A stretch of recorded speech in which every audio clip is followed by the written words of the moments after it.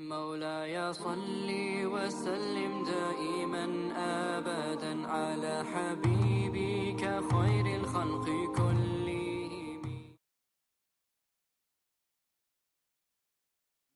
الحمد لله رب العالمين والصلاة والسلام على سيد الأنبياء والمرسلين أما بعد فأعوذ بالله من الشيطان الرجيم بسم الله الرحمن الرحيم رب اشرح لي صدري ويسر لي أمري واحلل عقدة من لساني يفقهوا قولي.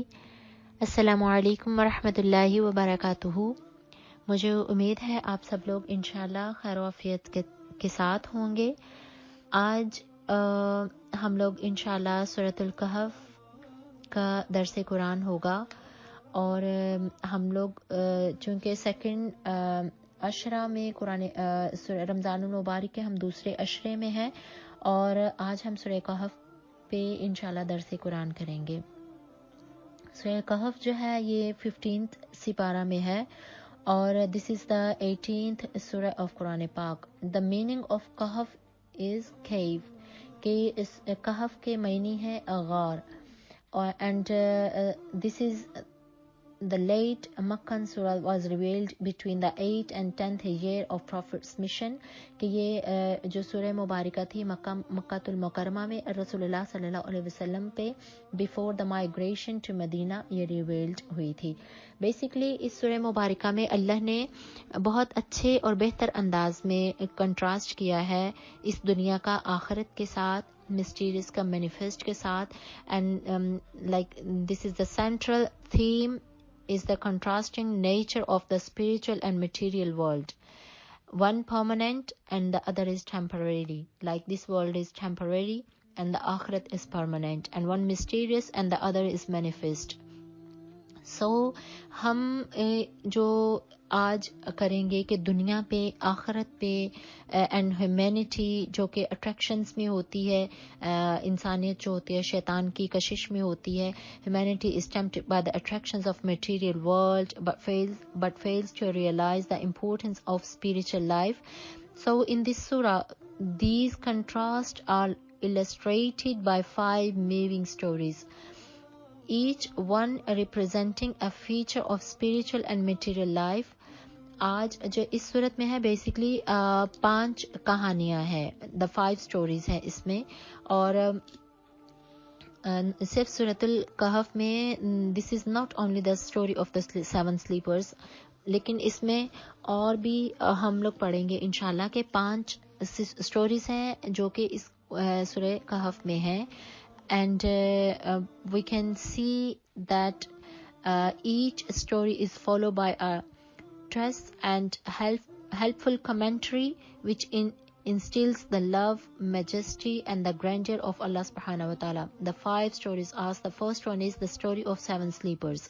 7 sleepers تھے, کتنے تعداد میں تھے کوئی نہیں جانتا, لیکن موسٹلی یہی کہا جاتا ہے کہ یہ 7 scholars کہتے ہیں کہ 7 تھے. The story of the sleepers is the cave is about young men of faith. کہ یہ سورۃ الکہف جو ہے یہ ان نوجوانوں کی کہانی ہے کہ جو اپنے ایمان کو بچانے کے لیے انہوں نے اپنے دین کو بچانے کے لیے, اپنے ایمان کو محفوظ کرنے کے لیے, ایک ٹائرنٹ کنگ تھا اس سے بچنے کے لیے کہ جو ان کے ایمان کو ختم کر رہا تھا, تو انہوں نے ایک غار میں پناہ لی تھی. So the story of the sleepers is the cave is about young men of faith. یہ young men تھے, youth تھی جنہوں نے اپنے ایمان کو بچانا تھا, and seriously believers unwilling to compromise their faith. They confronted society's evil and abandoned their families to save their faith from an oppressive ruler.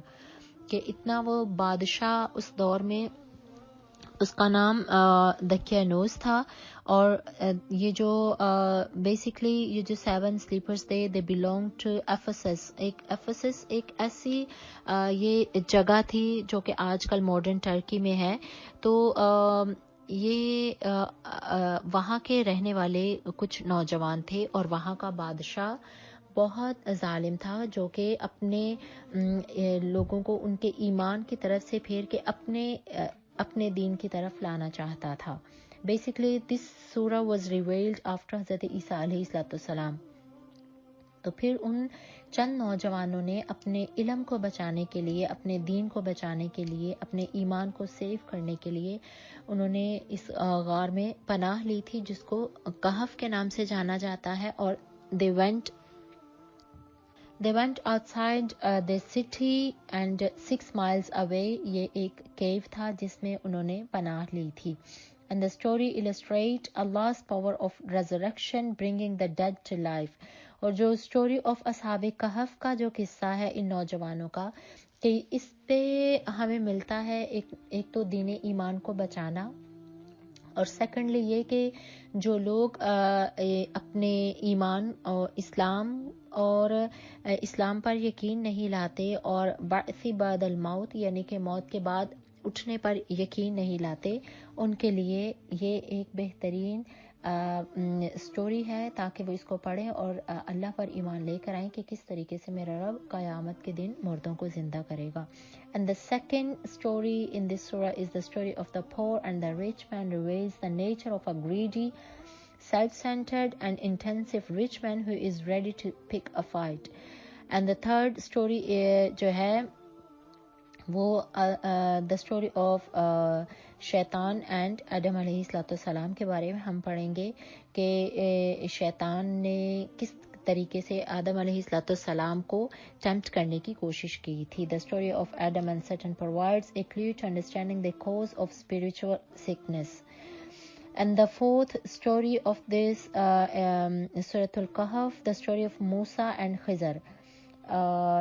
The sage, the scholars کہتے ہیں who explain that always making discoveries by accident and sagacity، کہ یہ موسیٰ علیہ السلام اور خضر تھے اور ان دونوں کے درمیان کچھ چیزوں کا نالج حاصل کرنے کے لیے ان سین چیزیں جو تھیں وہ ڈسکوریز کر رہے تھے اور ان پر ان کو کویسٹ کر رہے تھے.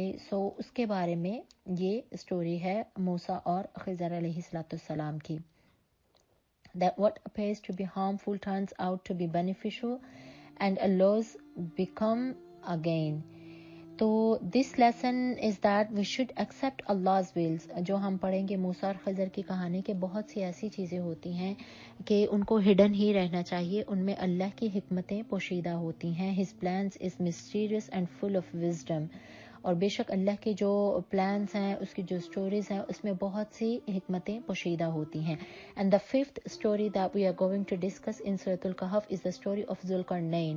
ذوالقرنین جو تھے یہ ایک نبی پیغمبر تھے اور بادشاہ تھے، اور یہ ایک بہت مائٹی رولر تھے جن کو بہت سے چیلنجز تھے، اور ان کے ساتھ انشاءاللہ جو اس صورت میں ہم پڑھیں گے کہ کس طریقے سے انہوں نے شیطانیت کا خاتمہ کیا تھا. The story of Zulkarnain, the mighty ruler who challenges the view that the world must be abundant for spiritual growth, and it shows that's not necessary to gain paradise. What is needed is Allah's consciousness, کہ اللہ کی جو consciousness ہے، خدا کا تقوی ہے، یہ حاصل ہو جائے.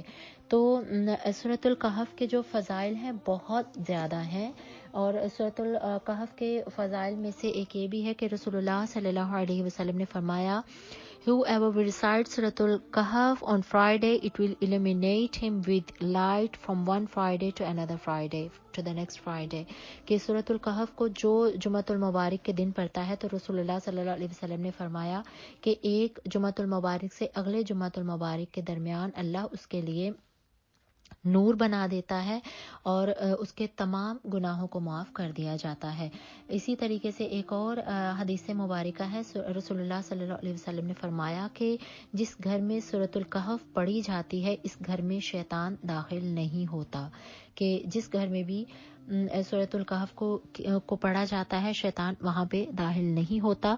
اور اسی طریقے سے رسول اللہ صلی اللہ علیہ وسلم نے ایک اور جگہ پہ آپ کے حدیث مبارکہ مفسرین مفہوم بیان کرتے ہیں that this surah serves as protection from the دجال، کہ یہ دجال کے فتنے سے محفوظ رکھتی ہے. Because of the tribulation of Antichrist, it is important to memorize the first and last 10 ayah of this surah. کہ رسول اللہ صلی اللہ علیہ وسلم نے فرمایا کہ سورۃ الکہف کی تلاوت کیا کرو، یہ تمہیں فتنہ دجال سے محفوظ رکھے گی. تو اس صورت کے ایک صحابی رسول تھے. ایک دن وہ رسول اللہ صلی اللہ علیہ وسلم کے پاس آئے اور انہوں نے کہا اے اللہ کے رسول، میں آج صبح کے وقت اس صورت کی تلاوت کر رہا تھا اور میرے پاس میرا ایک جو سواری ایک گھوڑا تھا وہ بندھا ہوا تھا. جب میں قرآن کی یہ تلاوت کر رہا تھا تو وہ میرا جو گھوڑا تھا وہ بدک جاتا اور وہ اچھلنا شروع کر دیتا. تو رسول اللہ صلی اللہ علیہ وسلم نے فرمایا کہ جب تم سورۃ الکہف پڑھ رہے تھے تو تمہارے گھر کے آسمان پر بادل آ کر وہاں پہ سایہ کر دیتے تھے اور وہاں پہ فرشتے دیکھ کر جو یہ تمہارا گھوڑا تھا یہ خوشی سے اچھلتا تھا. یعنی کہ جب ہم سورۃ الکہف کو پڑھتے ہیں تو ہم ایمان کی روشنی میں داخل ہوتے ہیں، اور یہ روشنی وہ روشنی ہے کہ جو رسول اللہ صلی اللہ علیہ وسلم نے فرمایا تمہاری دنیا کے اندھیروں کو ختم کرتی ہے. تو آئیے ہم شروع کرتے ہیں سورۃ الکہف کو کہ جو سورۃ الکہف ہے اس کو شروع کرنے سے پہلے میں تھوڑا سا کنیکشن بھی بتاتی چلوں کہ جو آج ہم یہ 5 سٹوریز کو پڑھیں گے ان ساری سٹوریز کے درمیان سٹیپ بائی سٹیپ ایک سیکوینس میں ان کے درمیان کنیکشن ہے. The subtext, the underlying theme in these stories is major temptation individual face. The first one is faith. ایمان. ہم ایمان پڑھیں گے. کن لوگوں کا ایمان تھا؟ یوتھ تھی، ینگ مین تھے. کون سے یوتھ تھی؟ ہم انشاءاللہ جب اس کو پڑھیں گے کہ وہ اصحاب کہف جو تھے اذ اول فتیہ کہتے ہیں نوجوان، اور یہ ایج وہ تھی جو کہ نوجوانی کی عمر ہوتی ہے. یعنی کہ نوجوانی کی عمر یہ from the age starts from the 15 to 29، 15 سے اور 29 کے درمیان تھے. کہ ان نوجوانوں کا ایمان کتنا مضبوط تھا کہ انہوں نے بادشاہ سے اپنے ایمان کو بچانے کی خاطر انہوں نے اپنے آپ کو ایک غار کے اندر پناہ لی تھی. اور آج کے نوجوان جو ہیں ہمارے جنرلی ایک بات کہہ رہی ہوں کہ ہمارے نوجوانوں کے ایمان اس قدر ویک ہیں اور دنیا کی ٹیمپٹیشنز میں چلے جاتے ہیں اور برائی نہیں لگتی، گناہ نہیں لگتے. آن دا ادر سائڈ یہ اصحاب کہف دیز 7 سلیپرز جو تھے، یہ سلیپرز آف دا کیو جو تھے، یہ ان کے ایمان اس قدر مضبوط تھے کہ ان کو بادشاہ نے بھی ان کو کنورٹ کرنے کی کوشش کی، لیکن انہوں نے چیلنج کیا تھا اور انہوں نے غار میں پناہ لی تھی. These young men feared the emperor would forcefully convert them, and they feel that our faith is always being challenged by society. ہم دیکھتے ہیں کہ ہمارا ایمان واقعی سوسائٹی میں کس طریقے سے چیلنجڈ ہوتا ہے. میں ہوں، آپ ہیں، ہمارے بچے ہیں. جب ہم لوگ باہر نکلتے ہیں تو سوسائٹی کتنا امپیکٹ کرتی ہے ہمارے ایمان پہ. ہمارے بچے کالجز میں جاتے ہیں، یونیورسٹیز میں جاتے ہیں، ہمارے بیٹے بیٹیاں جابز کرتے ہیں، تو یہ سوسائٹی، یہ معاشرہ، یہ کلچر ان کے ایمان کو کتنا امپیکٹ کرتا ہے. ہمیں پتہ لگتا ہے کہ ہم اپنے بچوں کے سامنے جب کوئی حلال اور حرام کی بات کرتے ہیں تو ہماری یوتھ کا کیا جواب ہوتا ہے. وہ قرآن کو نہیں دیکھتے، وہ حدیث کو نہیں دیکھتے، وہ آپ کی بات کو امپورٹنس نہیں دیتے. وہ یہی کہتے ہیں کوئی بات نہیں، کرتے ہیں تو کرنے دو. ہم کہیں گے ہم ایون والدین اگر ہومو سیکشولیٹی پہ گھروں میں ڈیبیٹس ہوتی ہیں تو نوجوان کہتے ہیں کوئی بات نہیں، جو کرتا ہے آپ اسے کرنے دیں. کوئی حلال اور حرام کے بارے میں بات ہوتی ہے تو بچوں کو گناہ اور برائی نہیں لگتی. Why? Because this is the impact of this society. وہ جس کلچر میں، جس معاشرے میں رہتے ہیں وہ سوسائٹی ان کے ایمان پہ امپیکٹ کرتی ہے. اور اسی لیے تو رسول اللہ صلی اللہ علیہ وسلم نے فرمایا گاڈ کانشیسنس یہ ہے کہ تم ایک معاشرے میں رہو لیکن اس کی برائیوں کے اندر رہتے ہوئے تم اپنے ایمان کو مضبوط رکھو. دس از گاڈ کانشیسنس. اور رسول اللہ کے ایک صحابی نے کہا کہ تقویٰ یہ ہے کہ جیسے تم کسی خاردار کانٹے دار والی جھاڑیوں سے گزرو اور تم اپنے آپ کو بالکل کورڈ کر کے اپنے آپ کو سمیٹ کر اپنے کپڑوں کے ساتھ وہاں خاردار جھاڑیوں کے قریب سے گزرو کہ کوئی کانٹا تمہیں نہیں چبھے. انہوں نے ایگزامپل دی تھی کہ دنیا بھی ایسے ہی ہے کہ اس دنیا میں جو شیطانی ٹیمپٹیشنز جو ہیں، جو برائیاں ہیں، جو فحاشیاں ہیں، جو جو حرام چیزیں ہیں وہ سوسائٹی میں ایک اچھے انسان کو ایسے ٹیمپٹ کر رہی ہیں، اپنی طرف کھینچ رہی ہیں، اور ان تمام برائیوں والے معاشرے میں اپنے آپ کو بچا کے رکھنا، دس از گاڈ کانشیسنس، اس کو تقویٰ کہا جاتا ہے۔ کہ سوسائٹی ہمارے بچوں پہ اور ہم سب پہ بہت امپیکٹ کرتی ہے، ایون چھوٹی چھوٹی باتوں پہ، کھانے کی بات میں آ جائیں، سوشل میڈیا میں آ جائیں، اپنے گھروں کو ڈیزائن کرنا ہے، ہم نے ایک نئی گاڑی لینی ہے، ہم لوگوں نے کوئی بھی فیوچر پلان کرنا ہے، ہم لوگوں نے شادیوں کی رسم و رواج کرنے ہیں، اور ہم لوگوں نے ایون اپنے جو کپڑے ہم لوگ ملبوسات پہنتے ہیں، this is all the impacts from our society, کہ سوسائٹی کہتی ہے کہ ٹائٹ ٹراؤزرز پہنو، لڑکیاں ٹائٹ ٹراؤزرز پہنیں گی، اسلام کہتا ہے ٹائٹ لباس نہیں پہنے جو آپ کے جسم کو مشابہت کو نمایاں کرے، اسلام اس چیز سے ہمیں منع کر رہا ہے۔ لیکن سوسائٹی کا امپیکٹ کیا ہے ہمارے بچوں پہ کہ سلیو لیس کپڑے پہنو، بیٹیاں سلیو لیس کپڑے پہنیں گی، قرآن اس چیز سے منع کرتا ہے۔ سوسائٹی کا امپیکٹ یہ ہے کہ سروں سے دوپٹہ اتار دیا جاتا ہے۔ سوسائٹی کا امپیکٹ یہ ہے کہ شادیوں پہ بہت زیادہ مال و دولت خرچ کی جائے اور شو آف کیا جاتا ہے، قرآن نے اسراف کرنے سے منع فرمایا ہے۔ سوسائٹی کا امپیکٹ یہ ہے کہ وہ آپ کو کہہ رہی ہے کہ آپ شو آف کریں، اور آج کل ہم دیکھیں ہم ہر چیز میں شو آف کر رہے ہیں۔ ہم لوگ ایون پہلے دور میں ریسٹورنٹس میں جایا جاتا تھا، کھانے پہ ایک دوسرے کے گھروں میں دعوتیں کی جاتی تھی، اور تب محبت نظر آتی تھی، مروت نظر آتی تھی، ہمیں ان کا پیار نظر آتا تھا۔ اور آج کل ہم ریسٹورنٹس میں جاتے ہیں، ہم بجائے کہ ایک دوسرے کے ساتھ اپنے دل کی تسکین کے لیے نہیں، بلکہ ہم سوسائٹی کو، معاشرے کو شو آف کرنے کے لیے جاتے ہیں، because we need to make a status on our WhatsApp, on Instagram, on Snapchat, ہم نے ڈالنا ہوتا ہے سوشل میڈیا پہ کہ آج ہم اس ریسٹورینٹ میں گئے ہیں، آج ہمارے گھر میں یہ مہمان آ رہے ہیں، آج ہم یہ ڈیزرٹ بنا رہے ہیں۔ لڑکیاں میک اپ پہلے دور میں کیا کرتی تھیں، کس لیے؟ اپنے ہسبینڈ کے لیے، اپنے گھروں میں زینت اختیار کیا کرتی تھی، اپنے لیے، اپنے شوہر کے لیے، اپنی فیملیز کے لیے۔ آج کل جو بیٹیاں گھنٹوں مرر کے آگے کھڑی ہو کے میک اپ کرتے ہیں، وہ جسٹ سوسائٹی کو شو کرانا چاہتے ہیں، because they need to put the status on Instagram. انہوں نے اسنیپ چیٹ میں ڈالنا ہوتا ہے، انہوں نے انسٹاگرام میں ڈالنا ہوتا ہے، انہوں نے اسٹیٹس میں ڈالنا ہوتا ہے کہ آج میں نے یہ نیا لباس پہنا ہے۔ So these are all the impacts from the society. اور یہی سیم چیلنجز تھے جو کہ اصحاب کہف، جو سلیپرز آف کیو تھے، ان کو بھی سیم سوسائٹی نے اپنے طرف امپیکٹ کرنا چاہا، لیکن انہوں نے اپنے ایمان کو بچانے کے لیے انہوں نے ایک غار میں پناہ لی تھی۔ میں یہ تو نہیں کہوں گی کہ اپنے ایمان کو بچانے کے لیے آپ کہیں دنیا سے دور چلے جائیں، لیکن اس دنیا میں رہتے ہوئے کوشش کریں کہ ہم اپنی زندگی کو قرآن اور حدیث کے مطابق گزارنے کی کوشش کریں۔ This is all the satisfaction of your heart. یہ میرا آج کی ساری یوز سے اور آج میں سب لوگوں سے یہ کہنا چاہ رہی ہوں کہ اگر آپ کے دل مطمئن ہیں تو لوگوں کی پرواہ کرنا چھوڑ دیجئے، کیونکہ بہت سے مقامات ایسے ہوتے ہیں کہ ہم دنیا کو خوش کرتے کرتے ہم اپنے رب کو ناراض کر دیتے ہیں۔ اور ذہن میں رکھیے گا اور اس بات کو ذہن نشین کر لیجئے گا کہ جب ہم دنیا کو خوش کرتے ہیں تو ہمیں کچھ نہیں ملتا، اور جب ہم اپنے رب کو خوش کرتے ہیں تو ہمیں سب کچھ مل جاتا ہے، ہمیں پھر دنیا بھی مل جاتی ہے، خدا بھی مل جاتا ہے۔ تو سوسائٹی میں گاڈ کانشیسنس ضرور ہونی چاہیے، اپنے آپ نے تقوی ریبلڈ کیجئے، اپنے کنیکشن کو اللہ کے ساتھ مضبوط کیجئے، اور کنوکشن کے ساتھ اس قرآنی تعلیمات کو، قرآن کی ورسز کو تھام لیجئے، ان کو پڑھا کریں، یہ ہمیں ہدایت کی طرف بلا رہی ہیں۔ تو بے شک یہ وہی لوگ تھے جو سلیپرز آف کیو تھے کہ انہوں نے دیکھا کہ ان کو کس طریقے سے سوسائٹی ان کو چیلنج کر رہی ہے، and how well we face the determining its strength, کہ کتنی اسٹرینتھ ہوتی ہے ان چیزوں میں۔ The company of righteous people can help to develop a strong faith.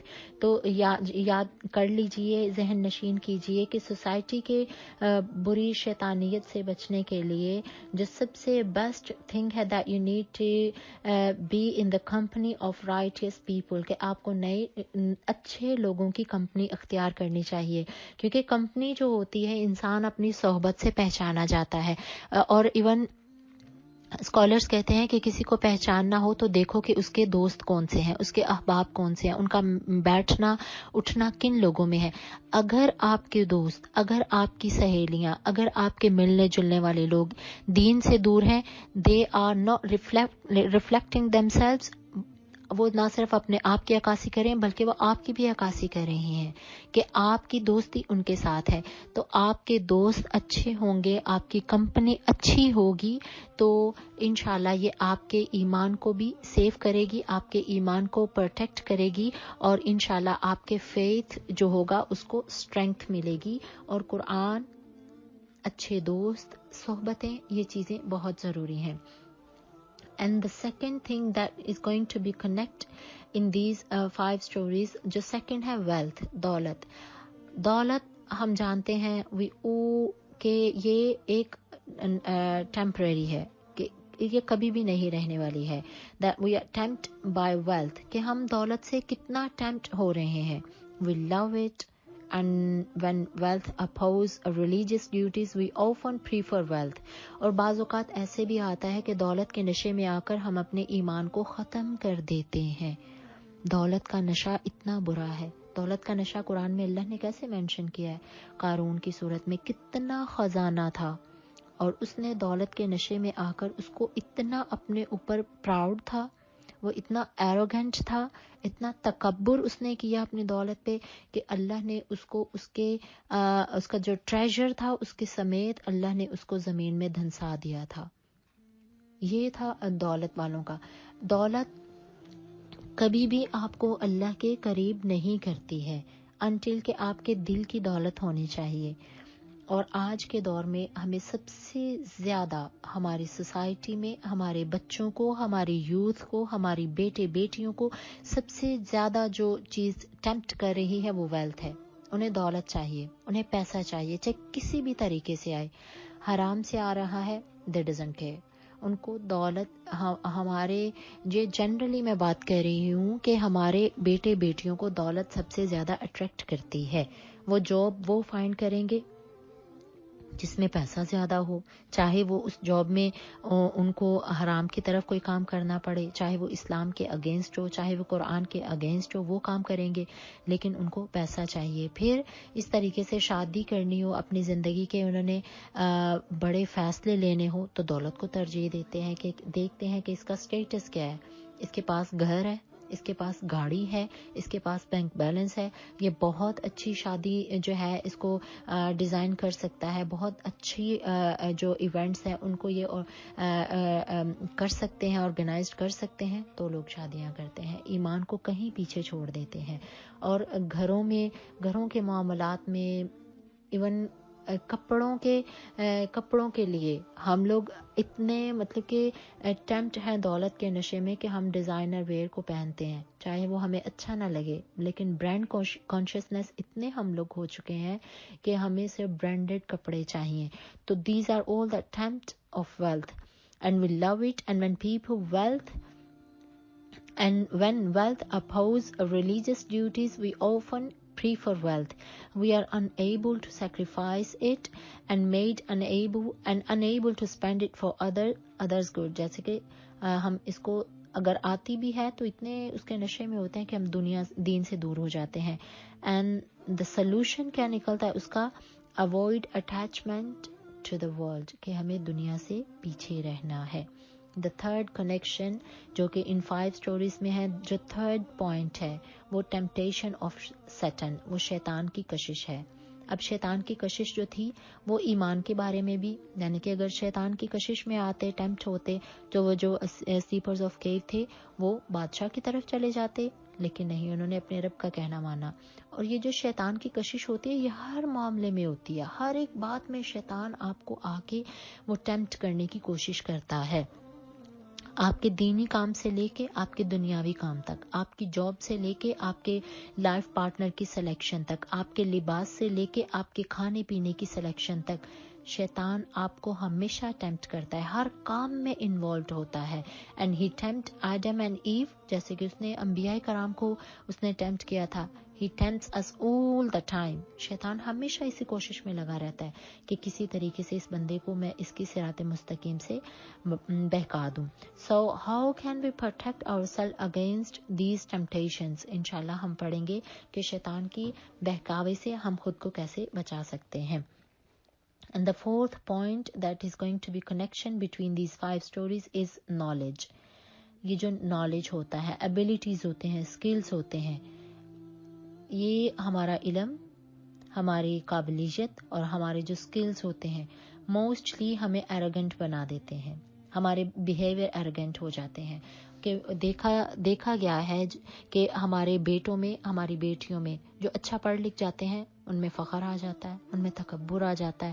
میں تو ڈاکٹر ہوں, میں تو انجینئر ہوں, میں تو لائر ہوں, میں تو بہت بڑا بیرسٹر ہوں, اور میرے پاس بہت زیادہ ایبیلٹیز ہیں, میں تو بہت اچھی جاب پہ کوالیفائڈ ہوں, میرے پاس بہت اچھی سیلری ہے.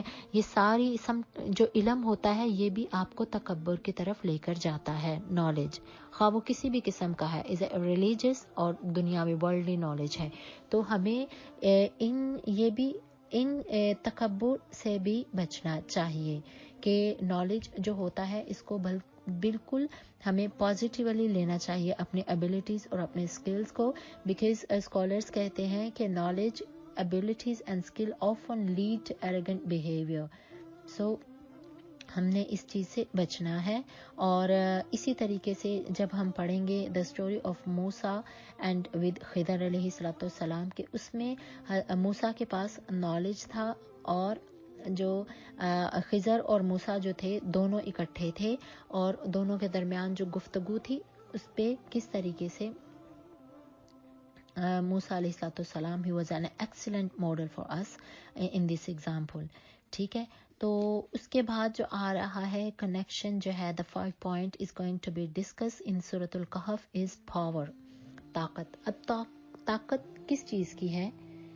Power can corrupt and lead people to commit atrocities and injustice. کہ جو طاقت ہوتی ہے یہ لوگوں کو unjust بنا دیتی ہے, ان کو ظالم بنا دیتی ہے, ان کو بے انصافی پر لے آتی ہے. So protection against corruptive power can be founded in being sincere and genuine in one's desire to serve others. تو اصل میں طاقت آپ کی یہ ہے کہ آپ اللہ اور اس کے رسول کے بتائے ہوئے طریقوں پر چلیں, اور آپ لوگوں کو نہ صرف اپنی طاقت پر ان پر ظلم کرے بلکہ اپنی طاقت اور اپنے جو آپ کے اثر و رسوخ ہے آپ اس سے کمیونٹی کو, اپنے پاس کے لوگوں کو فائدہ پہنچائیں. So in each story the conflict between good and evil is clear. میں نے آپ کو بتا دیا ہے, اور جو کنٹراسٹ ہے اس میں temporarily اور permanent کے, mysterious and manifest, good and evil. Inshallah hum in the 5 types of trials are like a thread binding these stories together. So the surah also features much movement, plodding from place to place. The sleepers of cave climb a mountain, the rich and the poor man walk to an orchard.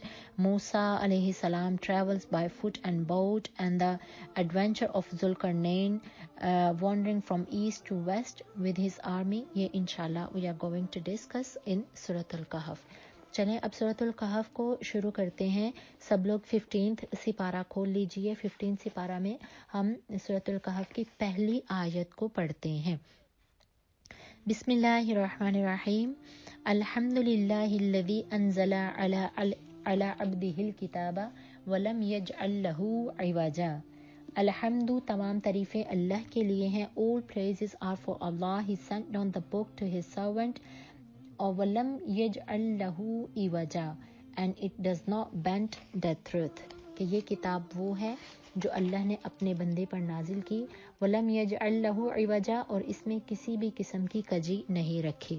اب یہ سورۃ الکہف جب نازل ہوئی تھی تو کیا اس سے پہلے کی کیا واقعہ تھا کہ کچھ یہودی اور نصارہ مشرکین مکہ انہوں نے صحابہ کرام کو کہا کہ ہم آپ کے رسول اللہ صلی اللہ علیہ وسلم اگر تو وہ سچے نبی ہیں تو ہمیں وہ 3 باتوں کا جواب دے دیں تو ہم سمجھ جائیں گے کہ یہ سچے نبی ہیں۔ اور انہوں نے 3 سوال پوچھے تھے۔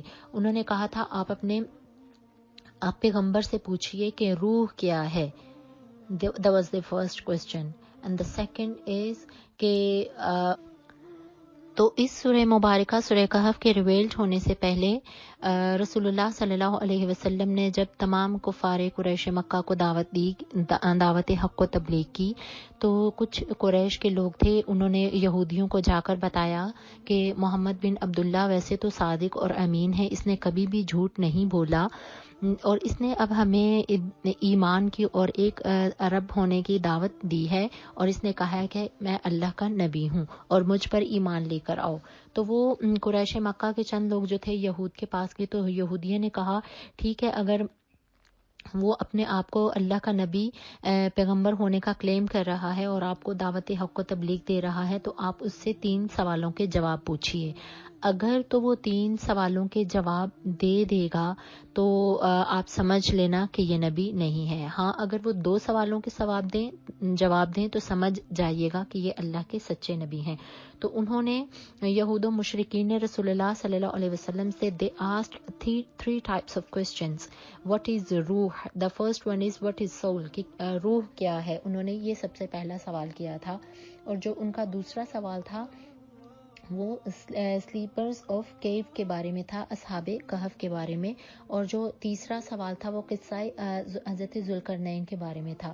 تو جب انہوں نے یہ 3 سوال کیے تو رسول اللہ صلی اللہ علیہ وسلم کے پاس اسکالرز کہتے ہیں کہ آپ کے پاس وحی آیا کرتی تھی اور وہ بالکل ایک مطلب کہ ترتیب سے آتی تھی کہ جبریل امین جو تھے وہ ہر روز ایوری ڈے اور آفٹر ایوری 2 days یعنی کہ ہر تیسرے دن وہ وہی لے کر قرآن پاک کی تعلیمات لے کر ریولیشن کی صورت میں رسول اللہ صلی اللہ علیہ وسلم کے پاس آیا کرتے تھے۔ اور رسول اللہ صلی اللہ علیہ وسلم نے یہود و کفار مکہ کو کہا کہ میں آپ کے سوال کا جواب دوں گا اور رسول اللہ انشاءاللہ کہنا بھول گئے۔ تو پھر چونکہ متواتر حضور کے پاس بالکل ایک ترتیب سے وہی اترتی تھی، لائک آفٹر ایوری 2 days رسول اللہ کے پاس وہی آیا کرتی تھی، لیکن رسول اللہ نے انشاءاللہ کا لفظ نہیں پڑھا تو کتنے دن تک وہی نازل نہیں ہوئی۔ اور کچھ اسکالرز کہتے ہیں کہ مفسرین بیان کرتے ہیں کہ 3 دن وہی نہیں آئی تھی اور کچھ کہتے ہیں کہ 15 دن تک وہی نہیں آئی تھی، اور پھر جب آئی تھی تو اللہ نے کہا تھا کہ اے رسول اللہ صلی اللہ علیہ وسلم آپ انشاءاللہ کہنا بھول گئے ہیں۔ تو جب رسول اللہ صلی اللہ علیہ وسلم سے یہ 3 سوال پوچھے تو انہوں نے جو فرسٹ کوسچن کیا تھا that was روح، یہ پیچھے سورہ بنی اسرائیل میں اس کا اللہ نے جواب دیا ہے، اور آپ سے یہ پوچھتے ہیں روح کے بارے میں تو ان سے کہہ دیجئے کل فرما دیجئے روح جو ہے یہ اللہ کے امر ربی، کہ بے شک جو روح ہے یہ اللہ کا ایک حکم ہے، that's it۔ اس کے بعد اللہ نے رسول اللہ صلی اللہ علیہ وسلم کو بالکل بھی اس چیز کا نالج نہیں دیا کہ روح کیا ہے، کہ یہ جو نالج ہے روح کا، یہ سارا کا سارا جو علم ہے یہ اللہ کے پاس ہے، کہ ایون اللہ نے بھی قرآن میں یہی فرما دے کہ نبی اگر آپ سے روح کے بارے میں سوال پوچھتے ہیں تو آپ کہہ دیجئے کہ یہ اللہ کے حکم سے ایک روح ہے۔ اور روح یہ کیا چیز ہے جو ہمیں نظر نہیں آتی ہے، ہم اس کو فیل نہیں کر سکتے ہیں، ہم اس کو فزیکلی اس کا کوئی ہمیں باڈی نظر نہیں آتی، اس کا کوئی اسٹرکچر نہیں ہے، تو یہ اللہ کا ایک حکم ہے کہ جس کا نالج بھی اللہ سبحانہ و تعالیٰ ہی کے پاس ہے۔ The other 2 questions they asked to رسول اللہ صلی اللہ علیہ وسلم، the one was sleepers of cave، تو اس کی ساری ریولیشن آ گئی تھی۔ اور اس کا جواب دے دیا تھا. اینڈ جو تھرڈ کویسچن تھا ذوالقرنین کے بارے میں تھا، تو اس کا بھی انشاءاللہ ہم اسی صورت میں پڑھیں گے.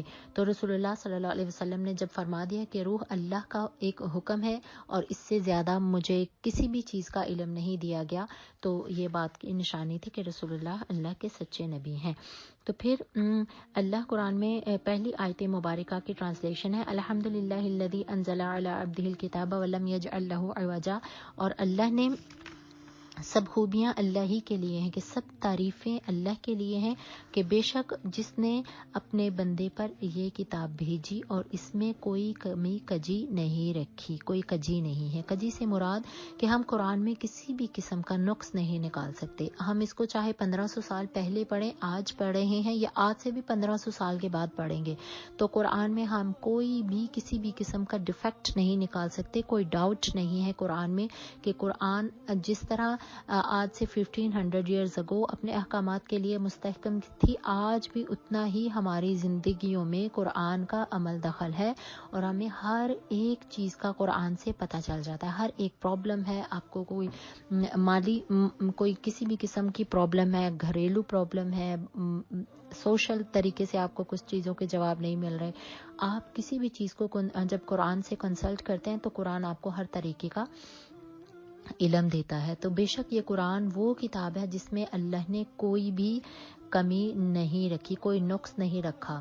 قیمن قیم، what does قیم؟ قیمن لینذر بأسا شدیدا، آیت مبارکہ 2 اور 3 کا ترجمہ، یہ عدل کرنے والی اور ڈرانے والی کتاب ہے.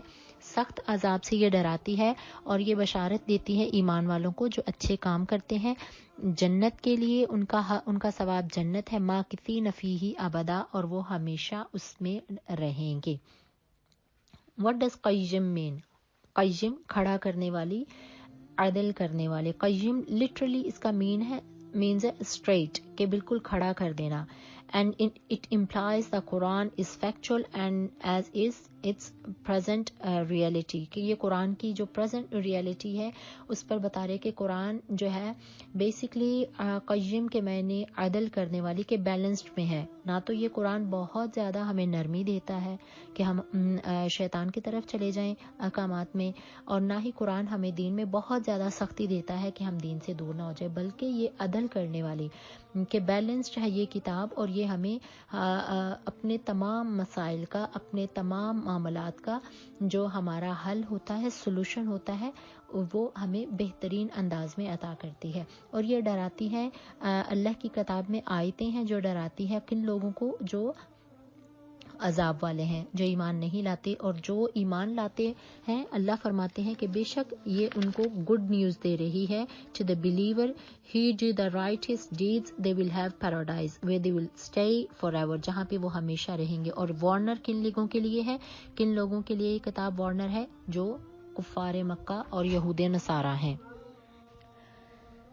اور جنت کے لیے خوشخبریاں ان لوگوں کے لیے ہیں یعملون الصالحات، جو نیک کام کرتے ہیں، ان کے لیے اجر ہے. یہ کتاب بہت کچھ عطا کرتی ہے، ہمیں عدل والا بناتی ہے، ہمیں انصاف والا بناتی ہے، ہمیں ایمان والا بناتی ہے، ہمیں صبر کرنے والا بناتی ہے، ہمیں سچ بولنے والا بناتی ہے. کہ قرآن میں کون سا لیسن اور کون سی چیز ہے جس کو ڈسکس نہیں کیا گیا. اور جو اللہ فرماتے ہیں جو سارے قرآن پر پورا اترنے کی کوشش کرتے ہیں، یعملون الصالحات، اور اپنے اعمال کو سنوار لیتے ہیں، اپنے اعمال کو نیکیوں میں لے آتے ہیں، ان لہم اجرا حسنا، ان کے لیے اچھا ثواب ہے، ماکثین فیہ ابدا، اور وہ اس جنت کا ان کے لیے پرومسڈ ہے، اور وہ ہمیشہ اس جنت میں رہیں گے. وَيُنذِرَ الَّذِينَ قَالُوا اتَّخَذَ اللَّهُ وَلَدًا، اور بے شک یہ قرآن ڈراتا ہے ان کو جو کہتے ہیں کہ اللہ نے اپنے لیے اولاد بنا دیا، اپنے لیے اولاد بنائی ہے. that you must warn those who said Allah has taken offsprings، کہ اللہ کی تو کوئی اولاد نہیں ہے. تو لٹرلی جو مکہ والے تھے وہ یہ کہا کرتے تھے کہ استغفر اللہ، جو کرسچنز تھے وہ کہتے تھے عیسیٰ علیہ السلام اللہ کے بیٹے ہیں، یہود کہتے تھے عزیر علیہ السلام اللہ کے بیٹے ہیں، فرشتے اللہ کی بیٹیاں ہیں. اور یہ ان کا بلیو تھا کہ that the angels they are the daughters of Allah subhanahu wa ta'ala and son and Jesus is the son of Allah subhanahu wa ta'ala. So تو اللہ قرآن میں فرماتے ہیں کہ بے شک آپ انہیں ڈرائیے ان لوگوں کو جو کہتے ہیں کہ اللہ نے اپنی اولاد بنائی، حالانکہ ہم پڑھتے ہیں قرآن میں اللہ قل هو اللہ احد، اللہ ایک ہے اور اس کی کوئی اولاد نہیں ہے. ما لہم بہ من علم ولا لآبائہم، آیت مبارکہ 5 اور 6 کا ترجمہ. اور نہیں نکالتے کچھ علم اور نہ ان کے آباء و اجداد، اور وہ اپنے منہ سے بولتے ہیں بہت بڑے جھوٹ. فلعلک باخع نفسک، تو شاید کھیل جاؤ تم جان سے ان کے پیچھے اگر نہ ایمان لائے اس بات پر غم سے. کہ یہ آیت مبارکہ 5 اور 6 کا ٹرانسلیشن ہے جو کہ میں پڑھ رہی ہوں کہ neither they nor forefathers had any knowledge، کہ ان کے آباء و اجداد بھی بتوں کی پوجا کرتے ہیں، شرک کرتے تھے، ان کے پاس بھی علم نہیں تھا اور ان کے پاس بھی نہیں ہے. and this kitab and it is an outrageous insult they spout with their mouth، اور یہ اس کتاب کے بارے میں بہت زیادہ غلط بات نکالتے ہیں. یہ قرآن وہ کتاب ہے کہ جس کے بارے میں یہ اپنے منہوں سے ہمیشہ جھوٹ بولتے ہیں.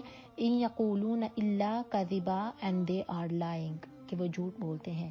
فلعلک باخع نفسک، تو اگر تم ان کے پیچھے جاؤ گے تو تم جان جاؤ گے کہ یہ ایمان نہیں لائیں گے. بہذا الحدیث اسفا، اور ان پر غم ہوگا کہ اے رسول اللہ یہ اگر آپ پر ایمان لائیں گے. So will you worry yourself to death over their actions if they don't believe in this message، اور بے شک یہ اگر نہیں لائیں گے تو آپ اس پر غم نہ کریں. ان جعلنا ما علی الارض زینۃ لہا، آیت مبارکہ ہے کہ ما لہم بہ من علم ولا لآبائہم، یہاں سے لے کر فلعلک باخع نفسک علی آثارہم، تو اگر یہ ایمان نہیں لاتے تو آپ اس بات پر غم نہیں کیجیے. یہ آیت مبارکہ اس وقت ریویل ہوئی تھی کہ جب عتبہ بن ربیعہ، شیبہ بن ربیعہ، ابو جہل اور کچھ ایسے کفار تھے کہ جو قریش مکہ کی ایک جماعت کے ساتھ جمع ہوئے اور وہ اسلام کے خلاف رہے. تو رسول اللہ صلی اللہ علیہ وسلم کا جب انہوں نے انکار کیا تو رسول اللہ صلی اللہ علیہ وسلم اس بات سے بہت غمگین ہوئے. تو پھر اللہ نے ان سے فرمایا کہ اے مصطفیٰ صلی اللہ علیہ وسلم، شاید آپ جان پر کھیل جائیں اگر وہ ایمان نہ لائے تو ان کے پیچھے غم میں رہیں گے کہ یہ کلام الہی پر ایمان کیوں نہیں لا رہے. تو آپ کو ایسا نہیں کرنا چاہیے، بلکہ ہدایت تو اللہ کے ہاتھ میں ہے اور وہ جس کو بھی چاہتا ہے ہدایت والا کر دیتا ہے. ایسے ہی قرآن میں ہم نے ایک اور بھی جگہ پڑھا ہے کہ آپ کا کام انبیاء کرام کا کام تو صرف تبلیغ کرنا ہے اور آپ سے ان کے اعمال کے بارے میں سوال نہیں ہوگا. آیت مبارکہ 7 اور 8 کا ترجمہ. اور بے شک ہم نے اس زمین پر آرائش کی اور انہیں آزمایا کہ ہم جانیں کہ ان میں سے کون اچھے عمل کرنے والا ہے، اور بے شک اگر ہم جو کچھ اس پر ہے ضرور کریں گے اسے سعیداً جرزا، چٹیل میدان. کہ یہ اب قیامت کے دن جو ہے کہ اللہ ہر ایک چیز کو ختم کر دے گا. کہ یہ جو زمین ہے جس پہ اتنی بڑی بلڈنگز ہیں، پہاڑ ہیں اور تمام طرح کے اسباب ہیں، تو اللہ فرماتے ہیں کہ بے شک ہم قیامت کے دن سعیداً جرزا، اور ہم ضرور کریں گے اسے ایک چٹیل میدان. اور اللہ نے اس زمین پر آرائش کی تاکہ وہ لوگوں کو زینت اللہ، اللہ نے اس زمین کو سجا دیا لنبلوہم، تاکہ اللہ ہمیں آزمائے کہ کون ایہم احسن عملا، کون اچھے کام کرنے والا ہے. یہ جو زمین پہ جتنی بھی خوبصورتیاں اور جو آرائشیں ہیں، فیسلٹیز ہیں، یہ سب اللہ نے ہماری آزمائش بنا دی ہیں. Come to the verse number 9 and 10. ام حسبت ان اصحاب الکہف والرقیم، اور کیا تمہیں معلوم ہے کہ پہاڑ کی کھوہ والے اور جنگل کے کنارے والے ہماری ایک عجیب نشانی تھے. آیت مبارکہ 9 کا ترجمہ ہے Messenger, do you consider the people of cave and الرقیم؟ کون سے لوگ تھے؟ الرقیم یہ ایک جگہ کا نام تھا. That was the name of the town or the valley where the cave was located. اور اس کو یہ رقیم وہ جگہ کا نام تھا جہاں پہ یہ پہاڑ تھا. اور چونکہ افسس ایک ٹاؤن تھا جہاں سے بلونگ کرتے تھے، لیکن جہاں پہ یہ کیو تھا سلیپرز کا، اس کا نام تھا، اس جگہ کا نام تھا الرقیم. قانون من آیاتنا عجبا، to be our amazing signs, کہ کتنی عجیب نشانی تھی. کیا عجیب نشانی تھی؟ انشاءاللہ ہم فردر پڑھیں گے کہ یہ اللہ نے میریکلس ان کو کیسے سلائے رکھا تھا اصحاب کہف کو. اذ اول فتیتو الی الکہف، جب آئے یہ جوان غار میں تو بولے اے ہمارے رب ہمیں اپنے پاس سے رحمت عطا کیجیے. وہیئ لنا من امرنا رشدا، اور ہمارے لیے ہمارے کاموں میں نیک راہ بنا دیجیے. کون سے نوجوان تھے؟ یہ چند نوجوان تھے اور وہاں پہ یہ افسس ایک جگہ تھی، وہاں سے بلونگ کرتے تھے اور وہاں کا ایک بہت جو رولر تھا وہ بہت ظالم تھا اور وہ ان کو اپنے ایمان کی طرف، اپنے اسلام کی طرف کنورٹ کرنا چاہتا تھا. بیسیکلی یہ جو اصحاب کہف تھے یہ عیسیٰ علیہ الصلوۃ والسلام کے ایمان پر تھے اور جو وہاں کا رولر تھا وہ یہ چاہتا تھا کہ یہ ان کی طرف اس کے ایمان پر آ جائیں اور وہ عیسیٰ علیہ السلام کی تعلیمات سے ہٹا ہوا تھا. تو یہ نوجوان اپنے ایمان میں اتنے مضبوط تھے کہ انہوں نے بادشاہ کے ظلم سے بچنے کے لیے انہوں نے یہ چاہا کہ انہوں نے شہر چھوڑ دیا، وہ ٹاؤن چھوڑ دیا اور وہاں سے باہر آ کر ایک غار کے اندر جا کر چھپ گئے کہ ان کے ایمان کو کوئی بھی کسی بھی قسم کا نقصان نہ پہنچے. اور جب وہ وہاں پہ پہنچے تو انہوں نے اللہ سے دعا کی، رب تعالیٰ ہمیں اپنے پاس سے رحمت عطا کیجیے اور ہمارے لیے نیک کام کو ہمارے لیے سنوار دیجیے. Man took refuge in the cave and prayed, Our Lord, be kind to us and guide us during our test. And while they were inside the cave for many years, we blocked their ears, then awakened up them to see which of the two groups were better in assessing length of their stay. کہ اب قرآن میں اللہ فرماتے ہیں کہ بے شک ہم نے انہیں غار کے اندر گنتی کے کئی برس لگا دیے. اذ اول فتیت کس کو کہتے ہیں؟ نوجوان، جوانی، یوتھ. یہ وہ نوجوان تھے کہ کتنا ہمارے آج کل کے نوجوانوں میں اور ان نوجوانوں میں کتنا ڈفرنس ہوتا تھا. ایون رسول اللہ صلی اللہ علیہ وسلم کے صحابہ کرام بھی تو نوجوان تھے. حضور ایک اشارہ کرتے تھے. اور یہ کیسے نوجوان تھے کہ جنہوں نے اپنے ایمان کی حفاظت کی تھی. تو جب انشاءاللہ ہم فردر پڑھیں گے کہ قیامت کے دن رسول اللہ صلی اللہ علیہ وسلم کی حدیث مبارکہ کہ اللہ کن 7 قسم کے لوگوں کو اپنے عرش کے سائے میں داخل کریں گے، ان میں ایسے نوجوانوں کا تذکرہ ایک کیٹیگری وہ نوجوان ہیں کہ جو اپنے دین اور ایمان کو سیو کرتے ہیں دنیا کی ٹیمپٹیشن سے. آگے قرآن میں اللہ فرماتے ہیں کہ کتنے دن وہ غار کے اندر گنتی کے کئی برس لگا دیے. کتنے برس لگا دیے کوئی اس کی ایگزیکٹ پتہ نہیں ہے کہ وہ کتنے لوگ تھے، اس کا بھی ایگزیکٹ پتہ نہیں ہے. لیکن پھر قرآن میں فردر اس کے بارے میں اسی صورت میں مینشن کیا گیا ہے کہ شاید 309 سال تھے کہ ان کو وہاں پہ رکھا گیا تھا.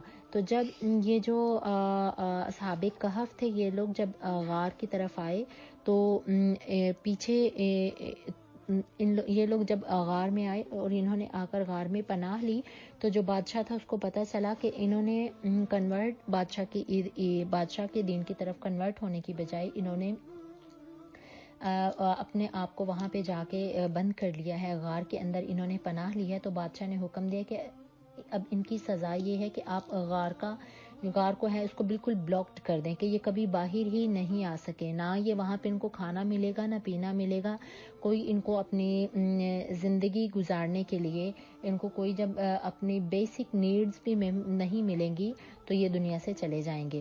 تو بیسکلی یہ بادشاہ نے اپنی طرف سے انہیں ایک سزا دی تھی، لیکن اللہ نے ان نوجوانوں کے ایمان کو قیامت تک کے دن کے لیے ہماری ایک ایسی نشانی بنا دیا کہ ہم جان جائیں کہ جو اللہ پر ایمان لاتے ہیں اور اللہ پر ایمان لانے کے ساتھ اپنے دین و ایمان کو ہر طرح کے شیطانی وسوسوں سے اور اثرات سے اور پاور سے محفوظ کرتے ہیں اور اپنے دین و ایمان کی حفاظت کرتے ہیں، تو بیسکلی وہ خود حفاظت نہیں کرتے، پھر اللہ ان کی حفاظت میں لگ جاتا ہے.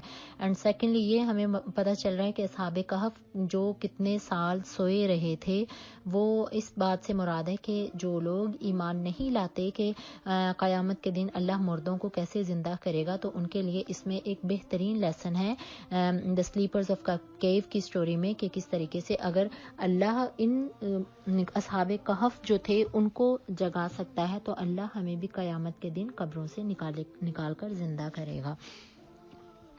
نحن نقص علیک نبأہم بالحق. اب ہم قرآن 13 اور 14 ورس کا ٹرانسلیشن ہے. ہم ان کا قصہ سناتے ہیں تم پر. وہ کچھ نوجوان تھے اور اپنے رب پر ایمان لائے تھے اور اللہ نے ان کو ہدایت میں مضبوط کر دیا تھا. We will tell you the story exactly as it happened, that they were young men who had their faith in the Lord. We increased them in guidance. کہ انہوں نے اللہ ہمارے ایمان کو کب بڑھاتا ہے؟ جب ہم ایمان کی طرف آتے ہیں. اللہ ہمیں ہدایت کب عطا کرتا ہے؟ جب ہم ہدایت لینے کی کوشش کرتے ہیں. اگر ہم دنیا کی ٹیمپٹیشنز میں پڑے رہیں اور ہم اللہ کی طرف رجوع نہیں کریں اور ہم یہ ایکسپیکٹ بھی کریں کہ اب ہمارے پاس ہدایت اترے، تو ہدایت اللہ انہی کو عطا کرتا ہے جو اللہ کی ہدایت کو پکڑنا چاہتے ہیں. تو جیسے کہ ان نوجوانوں نے اپنے دین کی خاطر اپنی بستی کو چھوڑا، اپنے گھر بار چھوڑے، اپنی فیملیز کو چھوڑا اور اپنے دین کو سیو کرنے کے لیے یہ غار میں آ کر انہوں نے پناہ لی تھی. تو اللہ نے کس طریقے سے ان کو دین کو محفوظ کیا کہ اللہ نے قیامت تک کے لیے ان کو نشانی بنا دیا. وَرَبَطْنَا عَلَىٰ قُلُوبِهِمْ، اور مضبوط کیا ہم نے ان کے دل جب وہ کھڑے ہوئے اور بولے ہمارا رب وہ ہے جو زمین اور آسمان کا رب ہے اور ہم اس کے علاوہ کسی کی پوجا نہیں کریں گے. لَقَدْ قُلْنَا إِذًا شَطَطًا، تو اگر ہم اللہ کی ذات کے ساتھ کوئی شریک ٹھہرائیں تو ہم ہو جائیں حد سے زیادہ کہنے والے. And they improved self-confidence. They stood up boldly before the peoples and proclaimed، کہ وہ بالکل وہ boldly کھڑے ہو گئے تھے، دین کے پر ایمان پر کھڑے ہو گئے تھے کہ ہمارا رب تو وہ ہے. کون ہے؟ Our Lord is the Lord of the heaven and the earth. ہمارا رب تو وہ ہے جو زمین اور آسمان کا مالک ہے. کہ ان جو نوجوان ایج ہوتی ہے اس میں ایک پاور ہوتی ہے، اور یہ پاور کیا ہے؟ یہ چاہے تو انہیں دین کی طرف لے آئے، یہی پاور جو ہے وہ انہیں چاہے تو دین اسلام سے دور کر دے. اور یہ پاور جو ہوتی ہے، جب نوجوان میں دین کی پاور آتی ہے تو اس سے بڑا فائدہ ملتا ہے. جب یوتھ میں ہماری نوجوان نسل میں دین آتا ہے تو اس سے دین زیادہ براٹ اپ ہوتا ہے، دین کو زیادہ اسٹرینگتھ ملتی ہے، ایمان زیادہ مضبوط ہوتے ہیں. آپ ایک چھوٹی سی مثال لیجئے، آپ کی بیٹی یا بیٹا وہ 5 وقت کی نماز ادا کرتا ہے، تو جب آپ نماز نہیں پڑھیں گی، آپ کا بیٹا آپ کو اس میں اتنی اسٹرینگتھ اور پاور ہوتی ہے، آپ کو بالکل کہے گا میں نماز پڑھ کے آ رہا ہوں، آپ کیوں نہیں نماز پڑھتے؟ نوجوان ایج میں، جوانی میں ایک ایسی پاور ہوتی ہے، بولڈنس ہوتی ہے. اور یہی بولڈنس جو تھی انہی اصحاب کہف میں تھی، جنہوں نے سارے لوگوں کے سامنے کھڑے ہو کر کہا تھا Our Lord is the Lord of the heaven and the earth. ہمارا رب تو وہ ہے جو زمین اور آسمان کا مالک ہے. Never we will worship your gods. ہم آپ کے خداؤں کی پوجا نہیں کریں گے، اور اگر ہم ایسا کریں تو ہم ہو جائیں حد سے بڑی بات کہنے والے. اور اگر ہم ایسا کہیں that would be an outrageous lie، تو یہ بہت بڑی بات ہوگی ہمارے لیے. تو پھر انہوں نے کہا ہؤلائی قوم اتخذوا، یہ وہ ہماری قوم ہے کہ اس نے پکڑے اللہ کے سوا اور خدا، تو کیوں نہیں ایمان لاتے اور کیوں نہیں لاتے اس بات پر کوئی دلیل، اور جو جھوٹ بولے تو اس سے بڑا کون ظالم ہے. دس از دا ورس نمبر 15 کی ٹرانسلیشن ہے. اور یہ وہ قوم ہے کہ اس نے پکڑ لیا ہے اللہ کے سوا اور معبودوں کو، اور اس پر کوئی دلیل بھی نہیں لاتے ہیں. کہ انہوں نے اتنی اسٹرینتھ کے ساتھ سب کو بولڈلی کہا تھا our people have taken God besides him without any clear evidence، کہ ان کے پاس کوئی clear evidence بھی نہیں ہے. Can anyone be more wrong than the one who makes up lies about Allah subhanahu wa ta'ala؟ اور it was said you have now separated yourself from those people and what they worship beside Allah. وَإِذِ اعْتَزَلْتُمُوهُمْ وَمَا يَعْبُدُونَ إِلَّا اللَّهَ، اور جب تم علیحدہ ہو جاؤ ان لوگوں سے جو اللہ کے سوا کسی اور کی عبادت کرتے ہیں، تو آؤ تم غار کی طرف، تو اللہ پھیلا دے گا تمہارے لیے اپنی رحمتیں، اور تمہارے لیے سامان پیدا کرے گا، اور تمہارے معاملات میں آسانی پیدا کرے گا۔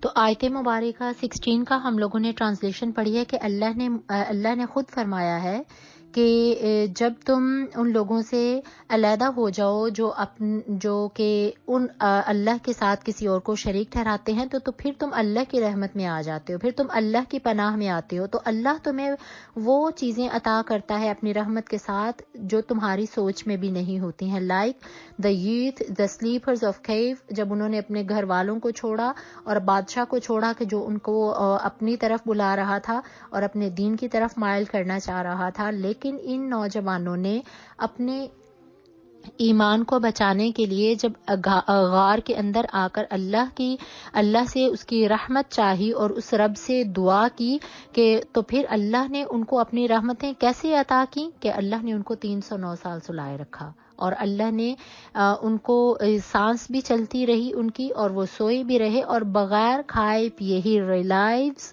یور سفرنگز، کہ اللہ پھر وہ اتنے آپ کو اپنی رحمتیں عطا کرتا ہے۔ میرا رب جب آپ اللہ کی رحمت میں آتے ہیں، اللہ کی پروٹیکشن میں آتے ہیں، تو اللہ آپ کو مکمل طریقے سے پروٹیکٹ کرتا ہے، اور آپ کی ساری مشکلات، آپ کی ساری پریشانیاں، آپ کی ساری جو ڈیفیکلٹیز ہیں، وہ اللہ اپنی رحمت سے دور کر دیتا ہے، جس طریقے سے اللہ نے اپنی رحمت کے ساتھ اصحاب کہف کے ساتھ یہ معاملہ اختیار کیا تھا، اور اللہ نے ان کو ساری جو ان کی سفرنگز تھی، ان کی مشکلات تھی، اللہ نے ان کو ریلائیو کر دیا تھا۔ Now come to the verse number 17.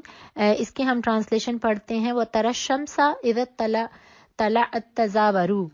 Messenger, while they laid in the clear opening of the cave, you could see the sun rise and move away from them. کہ اللہ نے اب ان پہ کیسی رحمت کی تھی کہ وہ سوئے رہے تھے غار میں، اور سوئے ہوئے بندے پر ڈائریکٹ جب سورج کی کوئی سن لائٹ پڑتی ہے، ڈے لائٹ پڑتی ہے، تو اس کی آنکھ فوراً سے کھل جاتی ہے، لیکن اللہ نے ان کو اتنے اچھے انداز میں سلائے رکھا کہ اللہ نبی علیہ الصلوۃ والسلام سے کہہ رہے ہیں کہ اے نبی، آپ دیکھیں گے کہ سورج کو جب نکلتا ہے تو غار کے داہنی طرف سے بچ جاتا ہے، اور جب غروب ہوتا ہے تو بائیں طرف میں کترا کر چلا جاتا ہے، حالانکہ وہ اس کھلے میدان میں ہے، اور یہی تمہارے رب کی نشانی ہے۔ This is a sign from your Lord. کہ تم دیکھو گے you could see the sun rise and move away from them، کہ سورج نکلتا بھی ہے تو ان پر اس کی شعاعیں نہیں آتی، ورنہ مڈل میں آتا ہے تو ان کو سورج کی حدت، سورج کی گرمی اس کو تنگ نہیں کرتی ہے، اور ان کو ڈسٹربڈ نہیں کرتی ہیں۔ and never turn to their left as it set، اور جب سورج غروب ہوتا ہے تب بھی وہ غروب ہوتا ہے تو وہ اپنے آپ کو کترا کر بچا کر غروب ہوتا ہے۔ So this was from the signs of Allah، کہ یہ تمہارے رب کی نشانیاں ہیں، اور جس کو اللہ ہدایت دے، من یہد اللہ فہو المہتد، anyone guided by Allah is truly guided، اور جس کو اللہ ہدایت دے اس کو کوئی بھی گمراہ نہیں کر سکتا، وہی سب سے بہتر ہدایت پر ہے۔ and anyone gone astray won't find a guide or a protector، اور جو گمراہ ہو جائے تو اللہ کے علاوہ وہ کسی کو بھی اپنا رہنما اور حمایتی نہیں پاتا ہے۔ کہ سورج کی تپش سے نہ تو غار کے اندر بہت گرمی ہوتی تھی، بلکہ اللہ نے غار کو کھلا رکھا تھا، اوپن ایئر تھی، نہ گرمی تھی، نہ بہت زیادہ سورج کی تمازت تھی، نہ غار کی تنگی تھی، بلکہ ہوا بھی چلتی تھی اور ان کو کمفرٹ اور رکھتی تھی کہ انہیں نہ دھوپ کی گرمی بھی محسوس نہیں ہوتی تھی، نہ ہی انہیں سردی محسوس ہوتی تھی۔ کہ جب اسکالرز کہتے ہیں ان نوجوانوں نے غار کے اندر پناہ لی تو اس غار کا جو بلاکڈ اس کا جو وے آف آؤٹ تھا اس کو بلاکڈ کر دیا گیا تھا اسی رولر کے کہنے پہ، تو پھر اللہ کی رحمت میں وہ آ گئے تھے۔ وہ بیسکلی غار میں نہیں تھے، they were under the protection and they were under the mercy of Allah سبحانہ و تعالی، اور جو اللہ کی رحمت اور پروٹیکشن میں آ کر اپنے ایمان کو سیو کرنا چاہتے ہیں، پھر اللہ کی رحمت سے بڑی کون سی رحمت ہے، پھر اللہ کی پروٹیکشن سے سے بڑی اور کیا پروٹیکشن ہے. So these are the signs of اللہ سبحانہ و تعالیٰ. اور اسکالرس کہتے ہیں کہ ان کی کروٹیں بھی بدلتے تھے, کہ وہ لوگ ایسے سوئے ہوئے ہوتے تھے کہ دھوپ بھی نکلتی تھی, سورج نکلتا بھی تھا, سورج غروب بھی ہوتا تھا, موسم بھی بدلتے تھے, ویدرز بھی چینج ہوتے تھے, اور ان کی کروٹیں بھی بدلتی تھی. And these are the sign of your Lord. So اسی چیز کو آگے ہم انشاءاللہ جو تھرڈ رکوع ہے اس میں مینشن کریں, وَتَحْسَبُهُمْ أَيْقَاظًا وَهُمْ رُقُودٌ, اور تم انہیں گمان کرو گے جاگتا حالانکہ وہ سو رہے ہیں.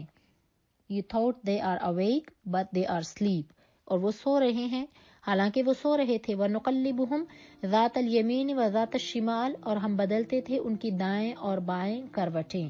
اور اللہ قرآن میں کہتے ہیں کہ بے شک we turned them from right to left, کہ ان کی کروٹیں بھی بدلتی جاتی تھیں. اور ان کے ساتھ ان کا ایک کتا بھی بازو پھیلائے غار پر تھا. And at the entrance of the cave lay their dog with its 4 legs stretched out, کہ کتا جو تھا اس کا نام قطمیر تھا, اور وہ ان کے ساتھ غار کے دھانے پر بیٹھا ہوا تھا. لَوِ اطَّلَعْتَ عَلَيْهِمْ لَوَلَّيْتَ مِنْهُمْ فِرَارًا وَلَمُلِئْتَ مِنْهُمْ رُعْبًا, کہ اگر تو انہیں دیکھے تو ضرور ان سے منہ پھیر کر بھاگے اور تو ان کے رعب سے ڈر جائے. یہ کیا تھا ان کا, اب اللہ نے حلیہ بتایا ہے. اوبویسلی اتنے سال سوئے رہے, تو جب وہ اٹھے تو ان کے بال بھی بڑھتے رہے تھے, بالوں کی گروتھ بھی ہوتی رہی تھی, اور ان کے ناخنوں کی گروتھ بھی ہوتی رہی تھی. اور اس طریقے سے اللہ اسی چیز کو قرآن میں مینشن کر رہے ہیں, when you stumble across them you would filled with fear, کہ جب تم وہ ان کی شکلیں, ان کے بال اتنے خوفناک حد تک بڑھ گئے تھے کہ اگر تم دیکھو تو تم ڈر جاؤ. turn your back on them, اور تم ان سے دور بھاگو, and flee, اور ان کے رعب میں نہیں آؤ. تو اللہ نے ان کو قریباً 309 years اللہ نے انہیں سلائے رکھا تھا, اور ایسے سلائے رکھا تھا کہ ان کی گروتھ بھی برابر میں ہو رہی تھی, ان کے بال بڑھ رہے تھے اور ان کے ناخن بڑھ رہے تھے, اور اللہ نے ان کو اتنے 100 سال سلائے رکھا تھا. اس کے بعد آتا ہے کہ پھر بعد میں ایک دن انہوں نے اٹھنا چاہا. آیت مبارکہ 19 کی ٹرانسلیشن ہے, وَكَذَلِكَ بَعَثْنَاهُمْ لِيَتَسَاءَلُوا بَيْنَهُمْ eventually we awakened them and they questioned each other, اور وہ لوگ اٹھے اور انہوں نے ایک دوسرے سے سوال کیا. کہ 309 سال کے بعد اسکالرز اس کے مفسرین اس کی تفصیل میں ایکسپلینیشن میں بیان کرتے ہیں کہ ایک دن وہ جو غار کے اندر سوئے ہوئے لوگ تھے وہ لوگ اٹھے تو انہوں نے ایک دوسرے سے سوال کیا کہ ہم بھلا کتنی دیر سوئے رہے. ان کو تو یوں ہی لگتا تھا کہ ہم دوپہر کے وقت اندر آئے تھے تو اب شام ہونے والی ہے, ڈھل رہی ہے, اباؤٹ سن سیٹ, ایوننگ کا ٹائم ہے, شاید ہم دن کا کچھ حصہ سوئے رہے ہیں. And eventually we awakened them and they questioned each other. One of them asked, how long did we stayed there? They said we stayed a day or a part of a day. ہو سکتا ہے ہم پورا دن یا دن کا کچھ حصہ سوئے رہے ہوں. سیم اسی طرح حضرت عزیر علیہ السلام کے بارے میں بھی ہم لوگوں نے پڑھا تھا سورۃ البقرہ میں, کہ حضرت عزیر علیہ السلام جو تھے, یہ سورہ آل عمران میں ہم لوگوں نے پڑھا تھا کہ حضرت عزیر علیہ السلام نے جب اپنے ایک قوم اور بستی کے پاس سے گزرے تو دیکھا کہ وہ ساری کی ساری بستی جو ہے ہلاک ہو گئی ہوئی ہے. تو انہوں نے اللہ سے پوچھا کہ رب ذوالجلال تو ان کو کیسے زندہ کرے گا. تو اللہ نے حضرت عزیر علیہ السلام کو بھی سلائے رکھا, موت کی نیند سلائے رکھا, اور اللہ نے پھر ان کو اٹھایا تو ان کو ایسا لگا تھا کہ جیسے میں دن کا کچھ حصہ سویا رہا ہوں. اور اسی طرح ان کے ساتھ ایک ان کی سواری تھی, وہ اینیمل تھا اور اس کی ہڈیاں بن چکی تھیں. پھر اللہ نے حکم دیا, اے عزیر علیہ السلام ان کو اللہ کے حکم کے ساتھ بلائیے. اور حضرت عزیر نے دیکھا کہ ان کی جو اینیمل تھا جس کی ہڈیاں جو تھیں وہ بکھر چکی تھی وہ اکٹھی ہونا شروع ہو گئی, ان کے اوپر گوشت چڑھنا شروع ہو گیا اور وہ اللہ کے حکم کے ساتھ زندہ ہو گئی. تو اللہ نے فرمایا جس طرح یہ تم دیکھ رہے ہو اپنے آنکھوں کے سامنے معاملہ, اسی طرح انشاءاللہ قیامت کے دن ہم لوگوں کو زندہ کریں گے. اور same this is the story یہ اس سے بھی تھوڑی ریزمبل کر رہی ہے حضرت عزیر علیہ السلام سے. when they awakened and they asked a question each other, and one of them said that how long we stay here, and the other replied, we stayed a day or a part of a day. Other said, your Lord knows best how long you stayed. اور ایک نے کہا کہ ہمارا خدا ہی بہتر جانتا ہے ہم کتنے دن یہاں پہ ٹھہرے رہے. now send someone with the silver coins to town to find pure food for so he may bring it for you. تو پھر انہوں نے ایک کو بھیجا کہ اب آپ جاؤ ہمارے لیے کھانے کے لیے کچھ لے کر آؤ. اور جس کو کھانے کے لیے بھیجا تھا اس کا نام یملیحا تھا. the one of them. they told him, be polite and don't let anyone know who you are. اور جب تم باہر لوگوں کے پاس جاؤ اور ان سے نرمی سے بات کرنا اور ان کو اس چیز کا شعور نہیں ہونے دینا کہ تم کون ہو. ٹھیک ہے. انہم ان یظہروا علیہم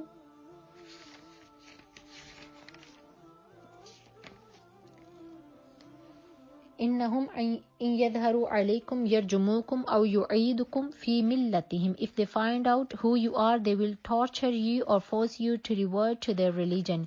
اور تم ان کو اپنے بارے میں ایک نے دوسرے کو نصیحت کی کہ اب تم جاؤ ہمارے لیے کھانا لے کر آؤ. اور جب وہ اگر تم جاؤ تو ان کو اپنے بارے میں کبھی بھی کچھ بھی نہیں بتانا. ایسا نہ ہو کہ وہ تمہیں جان لے وہی بادشاہ, کیونکہ ان کے تو مائنڈ میں بھی نہیں تھا کہ ہم تو اتنے سال سوئے رہے ہیں. تو پھر ایسا نہ ہو کہ وہ تمہیں وہ بادشاہ پالے اور وہ پھر تم پر غالب آ جائے, تمہیں وہ ریورٹ کرنے کو کہے اور یا تمہیں پتھروں سے مارے. یہ ساری ٹرانسلیشن ہے آیت مبارکہ 20 کی کہ بے شک اگر وہ تم پر غالب آئے تو تمہیں پتھروں سے مار دیں گے یا پھیر لیں گے تمہیں اپنے دین کی طرف, اور ایسا ہوا تو ہرگز تم کبھی بھی فلاح نہیں پاؤ گے.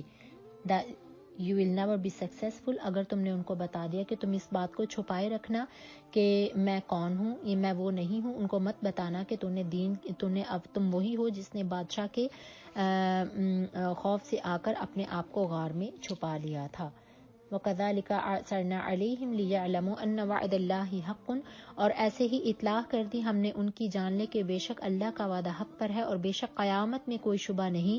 اور جھگڑنے لگے ہیں لوگ آپس میں ان کے معاملہ پر, تو بولے کہ غار پر کوئی عمارت بناؤ اور ان کا رب خوب جانتا ہے.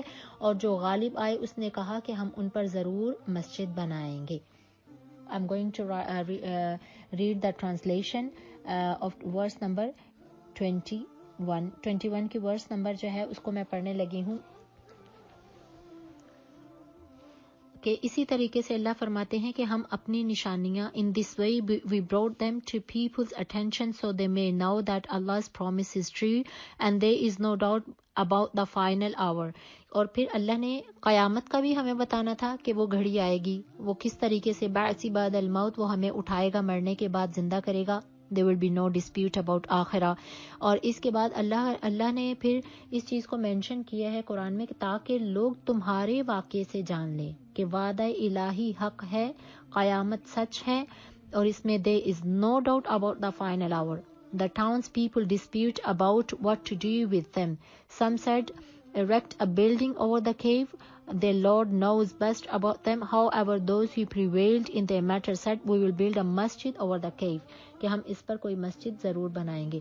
تو جتنے بھی پھر جب وہ لوگ ان میں سے ایک جو تھا وہ آیا, تو جب اس نے فوڈ لینے کے لیے اپنے قریبی مارکیٹ میں گیا تو اس نے جو کرنسی تھی جو ان کے پاس, it was very very old. وہ کرنسی جو تھی was like 309 سال پہلے کی کرنسی تھی, 309 years جو تھی وہ اولڈر کرنسی تھی.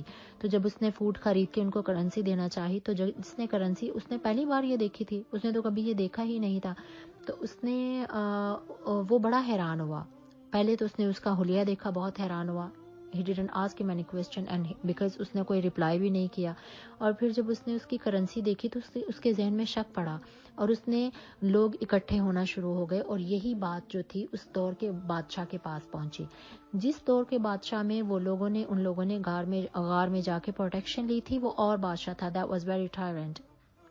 بہت ظالم بادشاہ تھا. لیکن اس دور میں جب ان کی آنکھ کھلی اور وہ مارکیٹ میں اپنی فوڈ لینے کی, گروسریز لینے کے لیے آئے, کھانے پینے کی سامان لینے کے لیے آئے, تو اس وقت کا بادشاہ بہت اچھا تھا. اور وہ دین پر تھا.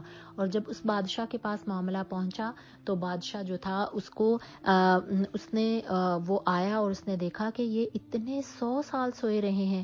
تو پھر پھر اس نے کہا کہ حقیقتاً یہ اللہ کی پروٹیکشن میں ہے. تو وہ جب اصحاب کہف میں سے one of them when he came back to the cave he told the whole story to the other sleepers. اس نے کہا کہ ہم تو کتنے 100 سال سوئے رہے ہیں, باہر تو بازار بدل گئے ہیں, بادشاہ بدل گیا ہے, قومیں بدل گئی ہیں, لوگ نئے آ گئے ہیں, اتنی ری بلڈ چیزیں ہو چکی ہیں. تو پھر جب لوگوں نے آ کر ان سے مزید پوچھنا چاہا تو اللہ نے اسی وقت ان کو موت کی نیند سلا دیا تھا. پہلے اللہ نے ان کو ویسے سلائے رکھا اپنی رحمت میں, پھر اللہ نے ان کو موت میں سلا دیا.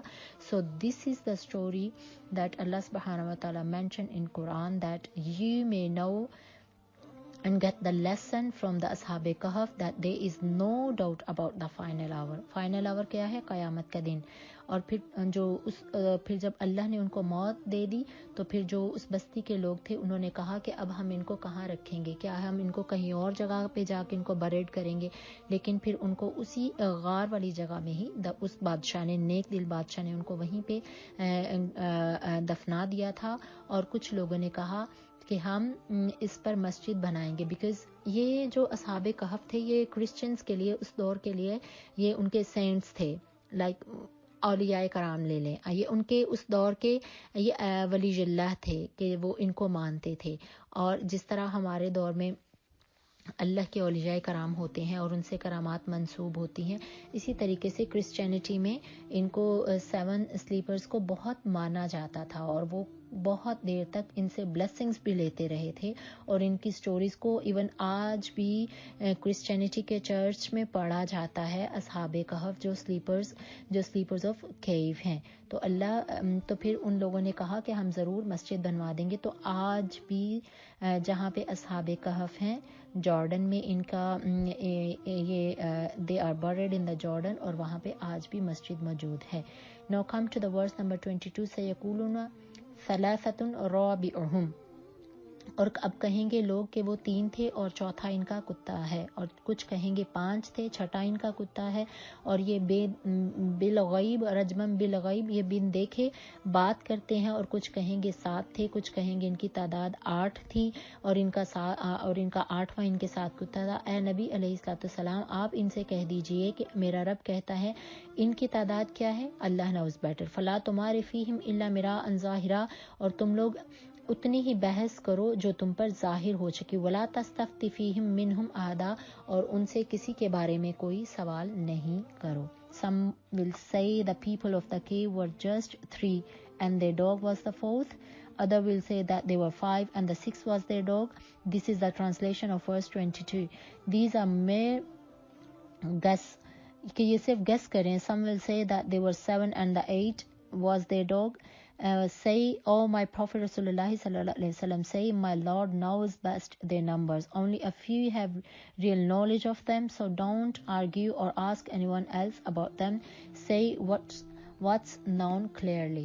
کہ بے شک ان سے کہہ دیجئے اللہ ہی بہتر جانتا ہے کہ ان کی تعداد کتنی تھی. یعنی کہ ان لوگوں کے they are not make sure نہیں تھے کہ اصحاب کہف کی تعداد کتنی تھی. Only اللہ knows better کہ ان کی تعداد کتنی تھی. اور آپ ان سے کہہ دیجئے کہ آپ کے پاس جتنا نالج ہے آپ صرف اسی کی بات کریں اور غائبانہ بن دیکھے کسی بھی چیز کے بارے میں بات نہیں کریں. اب ہم ٹرانسلیشن پڑھتے ہیں 23rd آیت مبارکہ سورہ کہف 15th سپارہ. آیت مبارکہ شروع ہو رہی ہے وَلَا تَقُولَنَّ لِشَيْءٍ إِنِّي فَاعِلٌ ذَلِكَ غَدًا إِلَّا أَن يَشَاءَ اللَّهُ وَاذْكُر رَبَّكَ إِذَا نَسِيتَ. And when you intended to do something, don't say I shall do it tomorrow. Instead say Allah willing I will do it. کہ اگر اور ہرگز یہ کسی بھی بات کے لیے نہیں کہنا کہ میں یہ کل کروں گا, مگر یہ کہ انشاءاللہ کہو. اور جب تم اپنے رب کو بھول جاؤ اور کہو کہ قریب ہے کہ اللہ مجھے میرا راستہ نزدیک سے نزدیک تک دکھا دے گا. یہ آیت مبارکہ اس وقت ریویلڈ ہوئی تھی کہ جب کفار مکہ نے قریش مکہ نے رسول اللہ صلی اللہ علیہ وسلم سے سوالات پوچھے تھے، 3 سوالات، جو کہ پہلے میں بگننگ میں اس صورت کی بگننگ میں کہہ چکی ہوں لیکچر میں کہ انہوں نے 3 سوال پوچھے تھے کہ روح کیا ہے، اور ذوالقرنین کون تھے، اور نمبر 3 اصحاب کہف کون تھے۔ تو رسول اللہ صلی اللہ علیہ وسلم نے ان سے کہا تھا کہ میں آپ کو ان کا جواب بتا دوں گا، اور جب آپ نے ان سے یہ کہا تو آپ انشاءاللہ کہنا بھول گئے تھے۔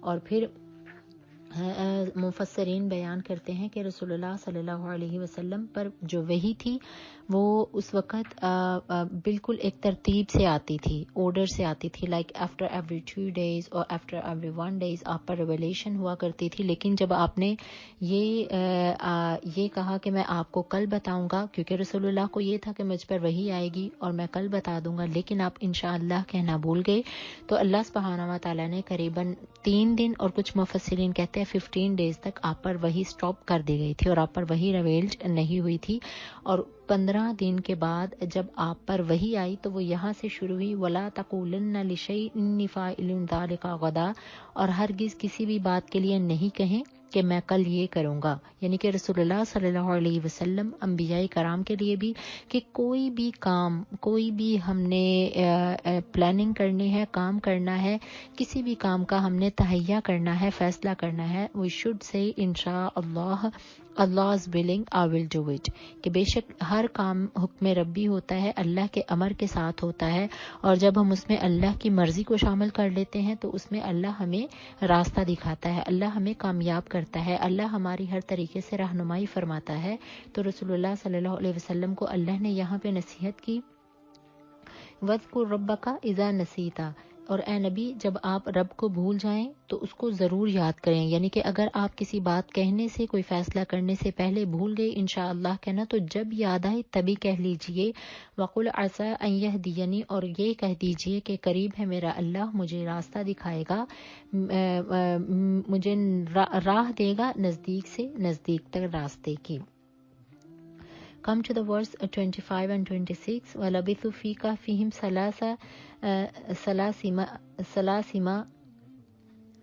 ثَلَاثَمِائَةٍ وَلَبِثُوا فِي كَهْفِهِمْ 300 سنین وازدادوا تسعا۔ آیت مبارکہ 25 کا ترجمہ ہے They stayed in the cave for 300 years plus 9، کہ کفار مکہ اور عیسائی کہتے تھے کہ وہ 300 سال رہے تھے، کوئی چاند کی according to date of the sun and کوئی according to date of the moon, اس طریقے سے وہ کہتے تھے کہ کوئی کہتے تھے 300 سال رہے ہیں، کوئی 309 سال کہہ رہے ہیں۔ تو رسول اللہ صلی اللہ علیہ وسلم کو اللہ نے فرمایا، آیت مبارکہ 27 کا ٹرانسلیشن ہے Say only Allah knows exactly how long they stayed، کہ فرما دیجئے کہ اللہ ہی بہتر جانتا ہے کہ وہ جتنی بھی مدت ٹھہرے رہے، کہ وہ 300 سال ٹھہرے، 309 سال ٹھہرے رہے، اور اللہ سبحانہ وتعالیٰ نوز، اور بے شک میرا رب تو وہ ہے جو جانتا ہے آسمان اور زمین کے غیب بھی، کہ اللہ کو ہر چھپی چیز کا بھی علم ہے، ان ہڈن تھنگس کے بھی نالج ہے، اللہ کو ساتوں زمین ساتوں آسمان، بلکہ آپ ان تعداد متعین کرنے والوں سے کہہ دیجئے، قل فرما دیجئے اللہ اعلم، اللہ بہتر جانتا ہے، کہ ہر چیز کا نالج اللہ کے پاس ہے۔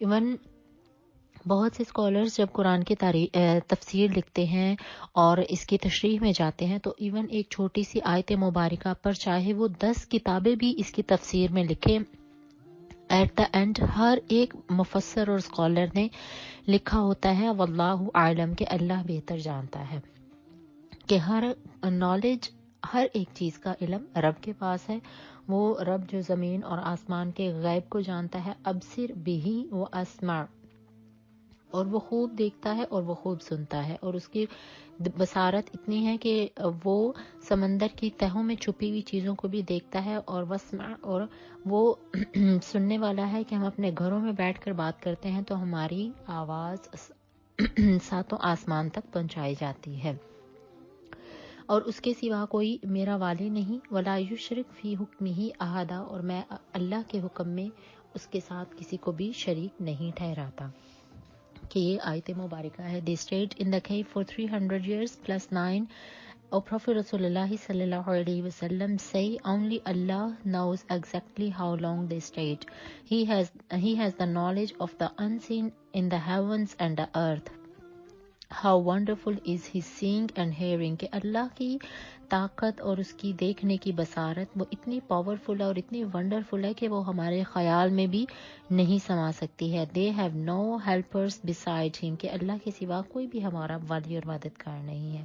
کہ اللہ کی مدد ہوگی, اللہ ہمارا والی ہوگا تو ہم اپنے ہر کام میں اللہ کی طرف سے ہدایت پائیں گے. And he does not allow anyone to share his rule. اور اللہ نہیں چاہتا کہ اس کے ذات کے ساتھ کسی کو بھی شریک ٹھہرایا جائے. تو یہ ہم لوگوں نے سورہ کہف جو ہے, سورۃ الکہف ہے, اس کے ہم لوگوں نے فرسٹ پارٹ کو کمپلیٹ کرنے کی کوشش کی ہے. اور ہم نے وہ سٹوری پڑھی ہے جو کہ 7 سلیپرز تھے اور اصحاب کہف تھے, اور وہ نوجوان تھے. وہ ایک ایسے نوجوان تھے, they were confident Muslims تھے, اور انہوں نے اپنے دین کو بچانے کے لیے, اپنے ایمان کی سلامتی کے لیے they migrated from this town from their town. اور وہ انہوں نے مائگریشن کی تھی, اپنے اس بستی سے نکل آئے تھے اور انہوں نے ایک غار کے اندر آ کر پناہ لی تھی. تو پتہ چلا اور کہ اسلام کا ایک اینگل یہ بھی ہے کہ اپنے دین کو, اپنے